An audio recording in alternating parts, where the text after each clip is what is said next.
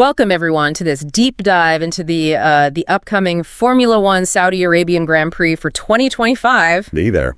You sent over that really interesting piece from Motorsports by Alex, and, well, our mission today is basically to pull out the key stuff, get you totally ready for this race. Yeah, think of it as your shortcut, right? Exactly. Understanding what makes this Grand Prix tick. Exactly. From the track itself, which is something else, to how the teams and drivers are shaping up right now. We'll start with the track.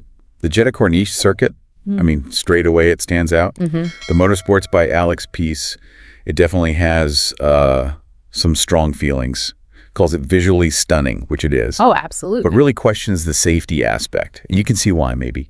27 corners. 27? Yeah, the most on the whole calendar. Yeah. And the average speed, 250 kilometers an hour, just behind Monza. Wow. So what they really hammer home is the danger. You know, high speed, tight walls. Is it really suited for F1? That's the question they pose. 27 corners. Oh. Okay, let's maybe unpack that a bit. That's just an incredible number. And like you said, 250 kilometer average. It really sets a scene, doesn't it? It does. It's intense. And Motorsports by Alex highlights these key challenges. Turn 1, for instance. Yeah, huge braking zone. Huge. After that DRS straight, they hit, 328 kilometer and slam on the brakes down to 87. Crazy numbers. And that DRS, the drag reduction system, just for anyone needing a reminder, lets them open that rear wing flap on certain straights. Less drag, more speed, boom, overtaking chance into turn 1. Makes those heavy braking zones even more critical. Exactly. High risk, high reward. Overtaking spots, but also, easy to lock up, make a mistake. And then turn 4, high-speed entry, 270 kilometers, minimum speed still 160. Yeah, that really tells you about the downforce needed, doesn't it? That aerodynamic grip pushing the car down needs precision from the driver, too. Absolute precision. And this is where it gets really wild, right? Turn 7 through 11. Oh, yeah. The analysis points this out specifically. Super quick section. Minimum speed stays above 250 kilometer. Even hits 270 through 9 to 11. And that's where Mick Schumacher had his big accident a couple of years back. Right, I remember that. Underscores those safety concerns Motorsports by Alex mentioned. Totally. The kind of sustained speed, corner after corner, immense physical strain, huge demands on the car's stability. Then turn 13, another big stop. Yep, another heavy braking zone from about 302 down to 160. Getting the exit right there is crucial for the next acceleration phase. Okay. And turn 16, tricky entry. Yeah, 280 and it drops to maybe a 194 mid-corner. Yeah. It's just this constant change of pace, change of corner type, very technical, rewards rhythm. And turn 22, the piece describes that as flat out. Flat out, 324 kilometer, then bang, hard on the brakes to 196, and the wall of turn 23 is right there on the exit. Wow. That sounds like zero margin for error, just pure commitment. Absolutely. And then turn 27, the final corner, famous for a few things. The DRS games, Leclerc and Verstappen in 22. Exactly. And Verstappen's quali crash in 21, nearly 330 coming into it, trying to break down to like 108. Just shows this track creates drama. It really does. No doubt about it. And you combine those speeds with how tight it is in places. Yeah. Yeah, the safety questions raised by Motorsports by Alex, they definitely linger, don't they? For me, it's that relentlessness, turn 7 to 11, just holding those speeds. Wow. No breathing room. None at all. So knowing how tough it is, who's done well here before? Any clues for this weekend? Well, interestingly, Sergio Perez actually has the most poles, 2 of them. Oh, really? More than Max? Yep. Hamilton and Verstappen have 1 each. But then Verstappen has the most wins too. Perez and Hamilton have 1 win each. Hamilton's being that crazy 2021 race, yeah. Tied on points going into the final round. That's the one. Unforgettable. Maybe, but Verstappen often finds that edge in the race itself. That's a good point. Qualifying is one thing, but race management here must be critical. Tires, strategy. Hugely important. Which brings us nicely to the 2024 race recap. Quick one. Verstappen started on pole. Perez finished second, had to overtake the McLarens to get there. There was a safety car. Stroll had an incident. Safety cars always mix things up. They do. Yeah. Caused some different strategies to play out, but ultimately, Red Bull locked out the front, a 1-2 finish. Okay, so looking ahead to this year, 2025, tires. Pirelli's bringing softer compounds. That's right. C3, C4, C5. Softer than last year. The idea, according to Motorsports by Alex, is to, spice things up a bit, create more excitement. Makes sense. The track itself, it has high grip, gets faster as the weekend goes on, track evolution, they call it. But it's not super abrasive. The main killer for the tires is that lateral stress. All those fast corners, loading them up sideways. Exactly. So softer compounds on a track with high lateral load, could mean more pit stops, different strategic options opening up. Right. Softer means more grip, faster laps initially, but they wear out quicker. So teams have to gamble, maybe. When to pit, which tire to use when. Precisely. And as you said, those fast sweeping corners just chew through tires laterally. So tire management, absolutely critical this weekend. And Motorsports by Alex mentioned some simulated predictions. Always interesting, even if you take them with a pinch of salt. Yeah, always fun to look at.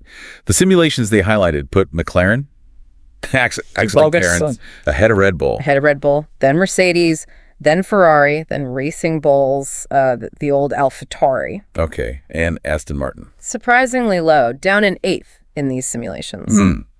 Interesting. And the weather. Hot. Around 33 Celsius, predicted dry. That heat will definitely play a part with the tires, too. For sure. So simulations give a potential picture, but yeah, race day is race day. Always. And what's really interesting is comparing those sims to the sort of team-by-team rundown in the preview. Okay, let's dive into that. Where do we start? Sauber? Yeah, Sauber. Currently last in the standings, Alpine just overtook them. They're apparently still trying to figure out some floor wear issues from Bahrain. Not ideal. Not ideal at all. The feeling seems to be, don't expect points unless it's a really chaotic race. Sounds like an uphill battle for them in Jeddah. Yeah, tough start for them. Okay, who's next? Alpine. Sounds like better news there. Yeah. Smiles in France, apparently. Gasly got points last time out, which was needed. And interestingly, Duhan's seat looks safe, for now anyway, until the summer break, despite those Colapinto rumors. So they're sticking with him. Seems so. Mixed views in the team, apparently. Some rate his speed. Others point to the crashes, the cost. But, yeah, looks like he gets more time. Okay. Delicate balance there. Next, Racing Bulls. Racing Bulls. Bit of tough time for Lawson, according to the analysis. 2 penalties in Bahrain, 5 super license points gone already. Ouch. Yeah. And he's reportedly struggling to find the limit in this year's car, the VCA RB, compared to last year's.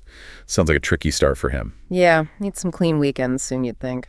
Okay, Aston Martin, you mentioned they were low in the sims. Yeah, and the preview echoes that. The main update is apparently Alonso's new helmet. Maybe a bit tongue-in-cheek there. Okay. Realistic expectations are low. The track needs top speed. Not really Aston's forte, historically. Points will be tough. Alonso even joked maybe fewer media sessions would help F1 performance. Classic Alonso. Sounds like they're managing expectation. Definitely. Might be damage limitation and data gathering for them in Williams. Jeddah might not be their ideal track either. Why is that? The preview suggests their car is better in slower, more technical corners. Jeddah is obviously very different. Sainz is back, of course, after the appendicitis last year. Right. Good to see him back properly. He served his penalty, too. Yep, penalty served from the last race. So the focus for Williams seems to be that qualifying battle between Sainz and Albon. Yeah. Trying to get the best grid spot possible. Yeah, that'll be key for them if they want any chance of points. Okay, Haas. Haas, yeah.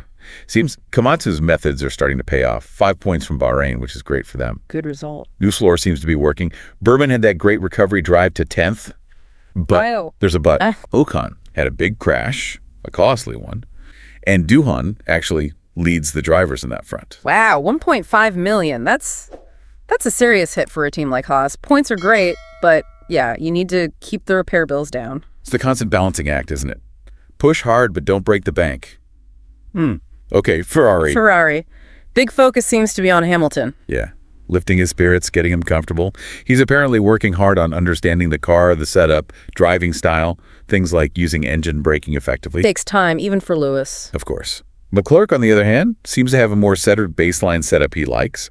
And then you have Mattia Binotto, the former boss, chiming in. Oh, what did Binotto say? Publicly questioned Hamilton's current speed, basically said his time at Ferrari will show his true level. Also mentioned Hamilton sometimes has a bit of a, quote, defeatist attitude. Ooh, spicy comments from the ex-boss. Adds another layer to Hamilton's settling in period, doesn't it? Definitely does. Yeah. Okay, now, Red Bull. Right. The big one. Sounds like tension. Significant internal tension is how Motorsports by Alex puts it. Helmut Marko. Very openly worried about Verstappen potentially leaving if the car doesn't improve. Quickly. Wow. Marco saying that publicly. Yep. And reports of the disagreement between Verstappen's manager and Marko back in Bahrain. Marco's also said no major technical fixes are coming until Imola, later in the season. So no quick fix. Doesn't sound like it.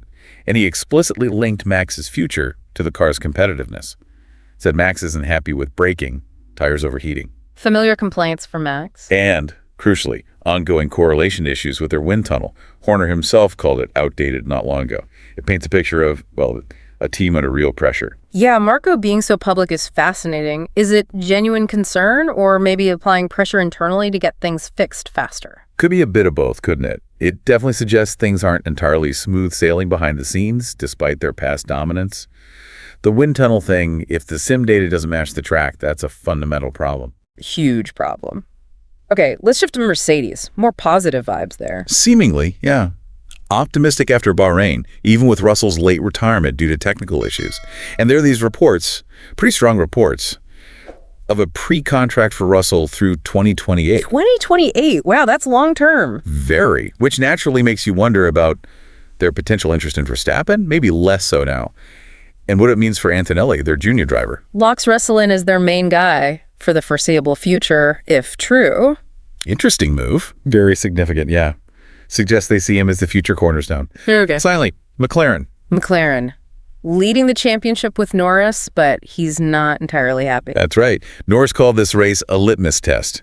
He's admitted feeling uncomfortable with the car, the MCL39, even though he's leading the points. How can you be uncomfortable leading the championship? Well, he seems to think the car's overall pace is maybe masking some underlying issues and that he personally isn't driving as consistently well as last year. Honest assessment. Very honest. Yeah. And there are worries in the team. What happens if rivals close that performance gap? Can they stay ahead? On the plus side, Piastri's consistency is getting noted. Norris being that self-critical while leading, it tells you a lot about the standards at McLaren, doesn't it? Yeah. And maybe his own confidence levels right now. It really does. Shows Yeah. they're not resting on their laurels. Even when things look good on paper, the driver's feeling is just paramount. So there we have it. That's our deep dive into the Saudi Arabian Grand Prix. Hopefully everyone feels armed with, a much better sense of the track, the history, the predictions, and all those team storylines bubbling away. Yeah, lots to think about. Like Norris's comments, right? Yeah. If McLaren's performance is masking his struggles, what happens if Red Bull or Ferrari suddenly find half a second? Exactly. And the Red Bull situation, is it genuine crisis talk around Verstappen or just some clever internal, maybe external maneuvering by Marco? Big questions. This race feels like more than just points.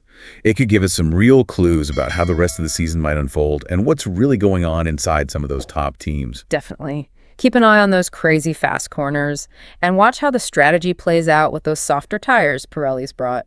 It could get interesting. We certainly hope this deep dive has given you a richer picture of what to expect this weekend. What stands out most to you listening? What are you wondering about most? This is just where the conversation starts, really.